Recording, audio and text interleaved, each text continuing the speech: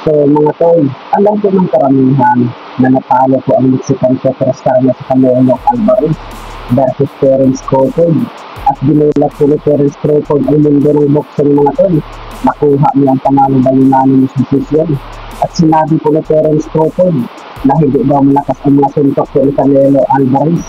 At bana po ng karamihan mga tol ay hindi daw nakakama ito si Canelo Alvarez ng mga sumidol para kay Crawford. Kaya po ramdam po ni Terence Crawford mga tol na walang lakas po ang mga suntok po si Canelo Alvarez. Bukod dyan ay nagpapakita talaga itong si Terence Crawford na may respeto kay Canelo Alvarez. Pagkatapos po sa post-fight interview ay binalik po ang mga titulo po ni Canelo Alvarez na binitbit po ni Terence Crawford. Samantala ay ganap na pong 3 times undisputed itong si Terence Crawford mga tol. At may narinig din natin ang balita na lalaban itong si Terence Crawford sa middleweight division.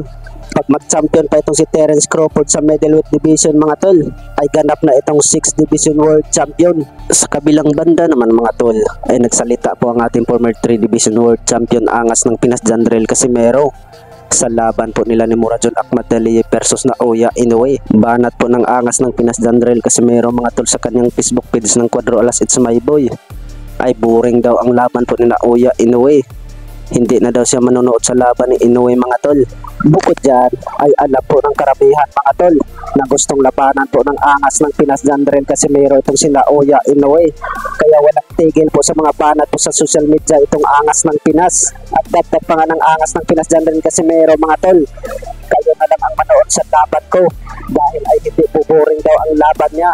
At tandaan po natin mga tol, may paparating po na laban ang angas ng Pinas Jandrel Casimero ngayong buwan ng October. Dagdag pa nga ng angas ng Pinas Jandrel Casimero mga tol, ay gugulatin daw niya ang mundo ng boxing ngayong buwan ng October.